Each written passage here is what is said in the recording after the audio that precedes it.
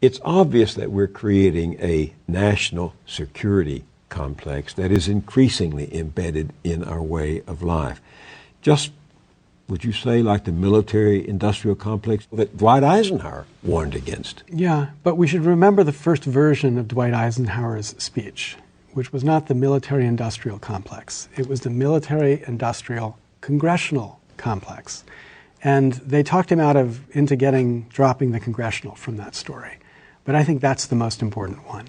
The way in which the military-industrial complex is in bed with Congress and makes it so hard for Congress to make any sensible policy, so long as they're dependent upon both the military and the industry to fuel their political survival. Look at these facts. Booz Allen, the company for whom Edward Snowden was an employee or contractor, the company Snowden worked for made $1.3 billion last year, 23% of the company's total revenue from intelligence work.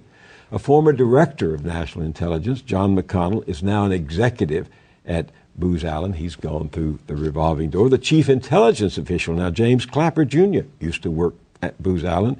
And earlier this year, Booz Allen announced it was starting to work on a new contract worth perhaps as much as $5.6 billion over the next 5 years to provide intelligence to the Defense Department. Now add that up, Larry, and what do you get?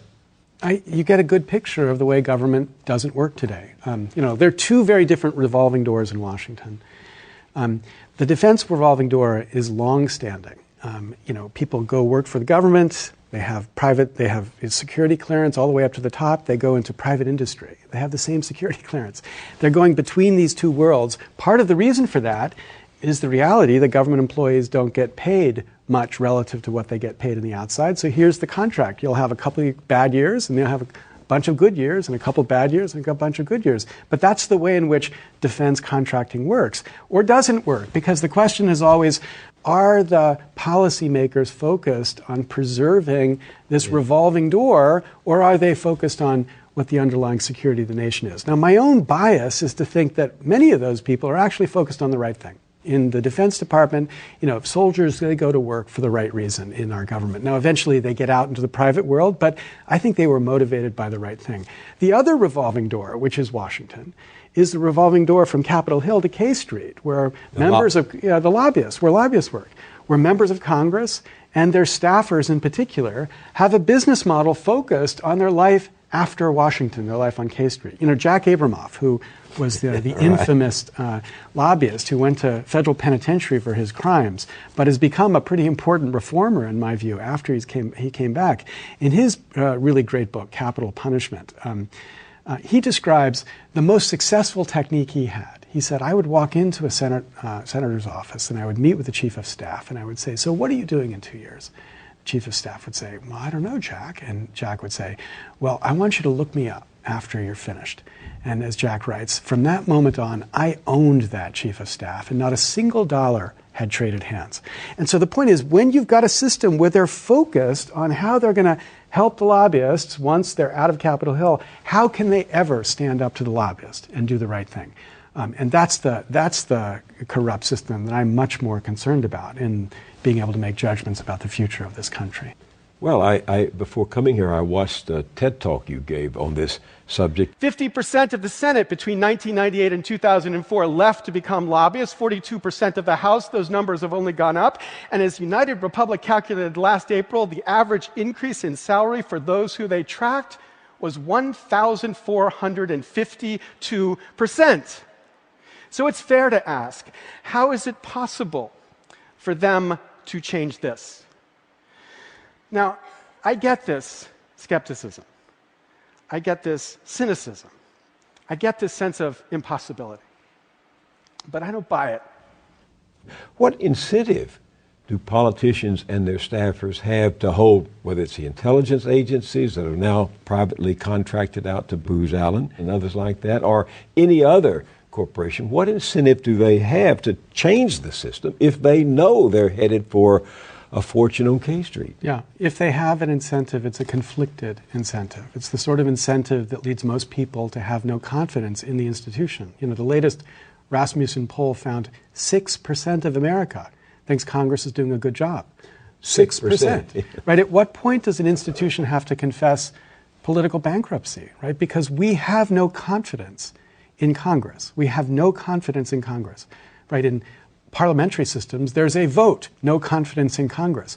Well, we the people need to have the same vote, and we have voted again and again. We have no confidence in this institution. And what those members of Congress have to recognize is that they have a constitutional obligation to recreate a context, an environment, a system where we have a reason to trust them and where they're spending their time, 4 hours a day raising money from the tiniest fraction of the 1% to get back into Congress, to get their party back into power.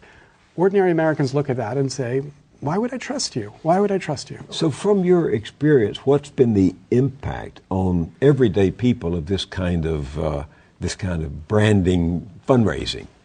Well, there's impact in policy. Like the things that Congress worries about are different from what Congress would worry about if Congress were not so focused on raising money. So, for example, the Huffington Post did a fantastic little piece about this. They asked the question, in the first quarter of 2011, what was the number one issue Congress spent its time working on? On the floor of the Congress and in committees. We had a lot of issues at that point. We're in the middle of 2 wars, huge unemployment crisis. We had a debt crisis. We had a government that was about to be shut down in the summer. There's a lot of issues they could have been focused on. So what was number one? And the answer is the bank swipe fee controversy. The question of when you use your debit card, how much do the banks get? How much do the credit card companies have to pay? And why was that number one? Because when a member of Congress stands on the floor of Congress and says, well, I'm not sure, there's a lot of good arguments on one side, a lot of good arguments on the other side, millions of dollars rain down upon that congressman by these 2 powerful interests that are keen to try to sway Congress one way or the other.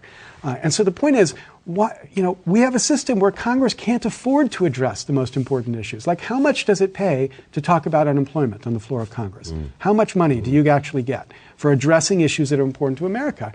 And I think the really important thing here is to recognize it's not because they're evil. It's not because they're bad people. It's not because they're criminals. The kind of corruption we've got today is not bad souls. It's good souls. It's good people who are living within a system that forces them to behave in a certain way to succeed. And I think what we need to do is to say to those people, we understand, but you are responsible for fixing this. And you could fix this. Without changing the Constitution, you could take the most important first step in fixing this. And if you don't, then you are responsible for destroying the most important democratic branch we've got. Here's a third-term Democrat, Jim Hines, a Connecticut representative, member of the Financial Services Committee, a former banker at Goldman Sachs, and one of the top recipients of Wall Street money. He says, quote, it's appalling, it's disgusting, it's wasteful, and it opens the possibility of conflicts of interest and corruption. It's unfortunately, he said, the world we live in. Now, is he just being pragmatic and you and I are just being idealistic? He's correct.